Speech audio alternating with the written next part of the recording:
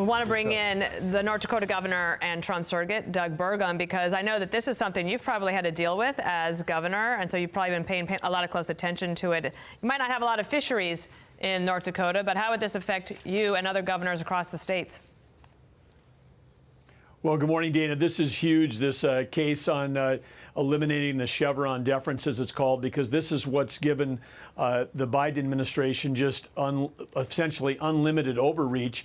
Right now in North Dakota, we're facing over 30 rules and mandates, all of which have come from agencies, all of which then would claim that they've got the power to be stronger than even the courts in deciding how they should be able to administer this stuff, and it's choking America. And this is one of the reasons why our economy is being held back. So this is a huge thing. This will affect a number of actual cases that North Dakota and other states have currently are pushing and fighting back and filing with the federal government. And I think every American ought to be rejoicing because, again, this puts the federal government power back where it is and leaves power back in the hands of not just the courts, but in the hands of the states, because state regulators can make decisions better about, our clean air, our clean water, our soil health. We live there. We care about it more than some bureaucrat and agency in Washington, D.C. So this is a fantastic logjam that's been going on for now 40 years in the country, with ever increasing power coming. Particularly the Biden administration has used this almost more than any other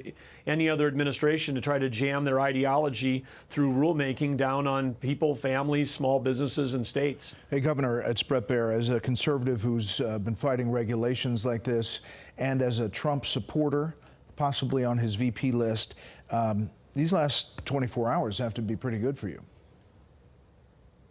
Well, I think what is, it's not really about what's, good for me or that. I think for every American, you have to look at this with a bunch of apprehension and go, wow, if this was 8 days to prepare for an hour-and-a-half debate, who was running the country during those 8 days? Who's running the country today? Who's running the country between now and next January 20th? It's because not just Americans were watching. You had Iran watching, Russia, China. All of those folks were watching, and they have to just say, hey, look, if we had some action we wanted to take, we should do it now before President Trump's back in office. I mean, Joe Biden's weakness has already invited wars around the world, and I just think it's scary for every American. And if you're an average American that was just hoping to tune in last night and find out about how if Joe Biden had a plan to solve inflation, interest rates, and the open border, you heard nothing. And so I'm sure it's a discouraging thing. But they created this situation. They engineered Joe Biden as the candidate 4 years ago. They engineered who his vice president was going to be, and they basically fought against democracy in their own Democratic primary this spring. I mean, President Trump emerged out of a competitive primary. Joe Biden was insulated from all that, and now all of America has got a chance to see that we've basically been foisted a lie that President Biden, he's terrific behind closed doors.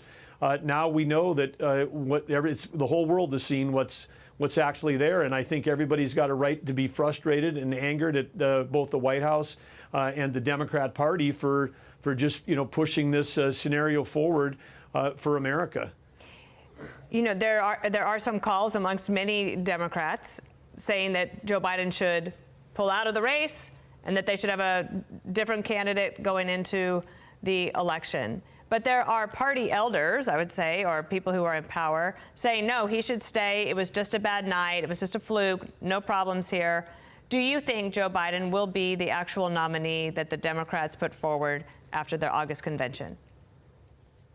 Well, I've heard that my neighbor, Governor Tim Walz in Minnesota, has said that Joe Biden should say that Gretchen Whitmer, a little further to east, but a northern tier state, thinks he ought to stay. And I just want to say I agree with the governors in the northern tier that he should stay. I mean, they created this. This is the horse they're betting on. I think that this is their choice.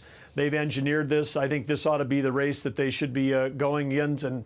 But if they switch to someone else, President Trump, the issues don't go away. Inflation, the open borders, the wars overseas, the energy policy, which is helping to fund our adversaries and hurting Americans, all of those remain regardless of who the candidate is. And I think that you're just going to see President Trump get stronger and stronger as the months go forward. Hey, Governor, hold on. Britt Hume's here. Go ahead.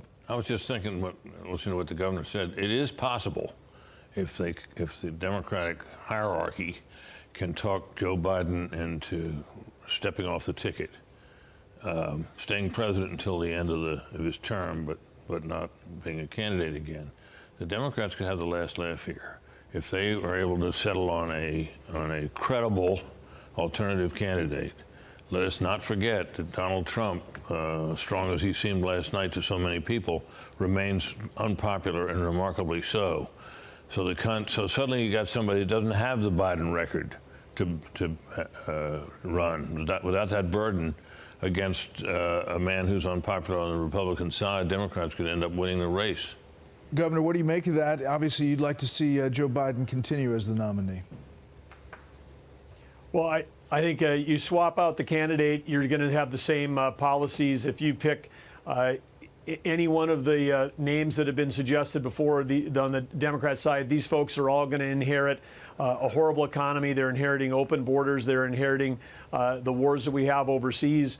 That's not going to change, and I really doubt that you're going to, in a few months, come in with a different candidate that's going to have a fundamentally different message other than more taxes, more regulation, more printing of money, borrowing money from China to redistribute wealth.